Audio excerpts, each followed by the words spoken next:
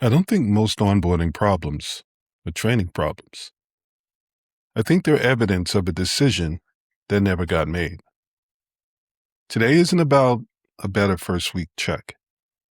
It's about a better question most businesses have never consciously asked themselves, and a story that took me a long time to understand from the inside. Here's the claim I want to make, and then spend the rest of this proving. Most onboarding problems aren't training problems. They're evidence of a decision the business never made. Most onboarding advice starts with the same question. How quickly can we get this person up to speed? Faster ramp time, better checklist, friendlier first week. That question assumes the business already knows what a new hire needs to learn. It just needs to deliver it faster. Here's the question I think actually matters more. Did we ever decide which parts of how do we do this actually needs to be our way and which parts were just how I happen to do it? Most businesses have never consciously asked themselves that question, which means nobody else in the business has answered it either.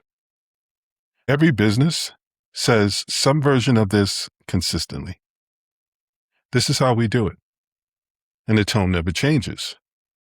Whether what follows is a hard requirement or just a personal habit.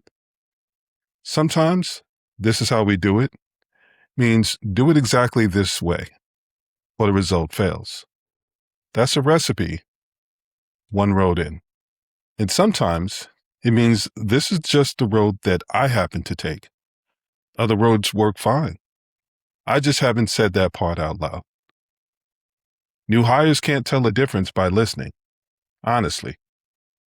A lot of the time, neither can the person saying it, because nobody ever sorted it out. I think about this as the difference between baking and cooking. Baking is precise. There's one right way in. Get the ratio wrong, and things collapse. That's your recipe. Exact, non-negotiable, worth protecting fiercely. Cooking is different.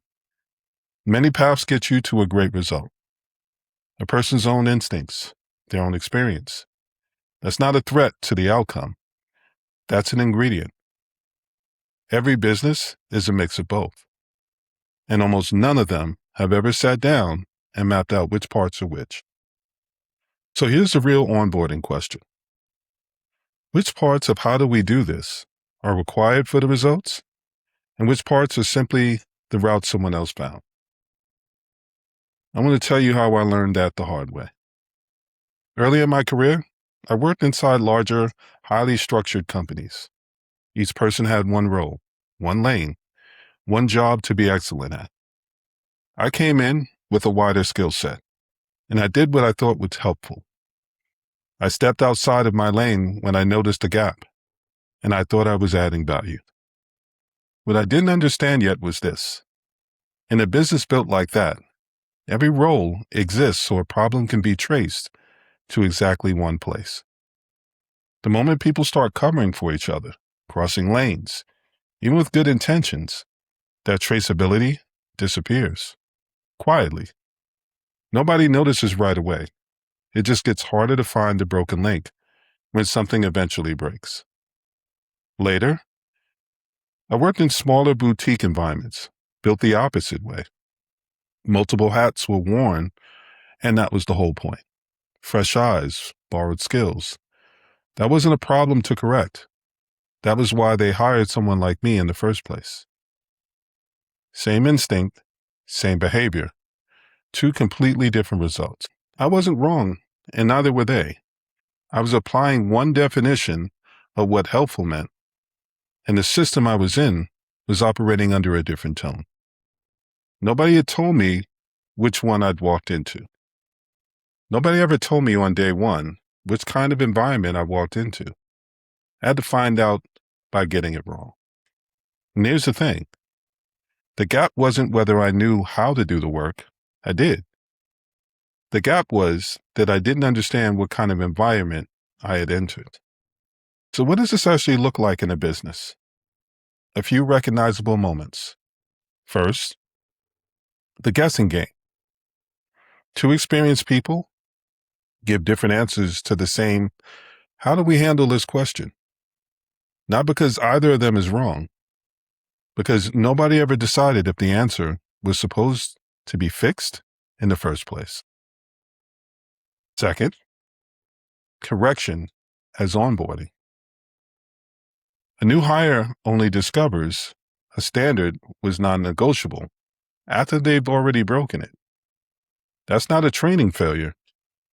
That's the business's first time actually saying the rule out loud. Third, the shadow requirement. The real onboarding program isn't in the handbook. It's proximity. Sit near the right person long enough, and eventually you'll absorb what's fixed and what's not, by osmosis, not by design. If any of that sounds familiar, you may not have an onboarding problem. You may have an unsorted business, one that's never decided out loud what's fixed and what's flexible. That doesn't tell you what to do about it yet. It gives you the pattern. It gives it a name. And naming it is the first real move. One more thing worth sitting with, because it cuts in both directions. Miss the recipe, and people improvise where consistency actually mattered. That's the failure everyone worries about. They treat everything like the recipe, and people stop contributing where their judgment would have actually helped. That's the failure is quieter. They treat everything like the recipe, and people stop contributing where judgment would have helped. And that's a quieter failure. And I think that's just as expensive, if not more. You end up hiring for experience and judgment, and then building onboarding that systematically designs both of those out of the room. Rope doesn't actually ask a business to write more things down. It asks the business to decide, honestly, which parts of itself were always meant to be exact, and which parts were always meant to be someone else's to shape. So where's that line blurry in your business right now?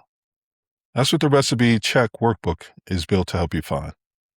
You find the link in the description. I hope you found this helpful. If you did, like, share, and subscribe, and I'll see you in the next episode.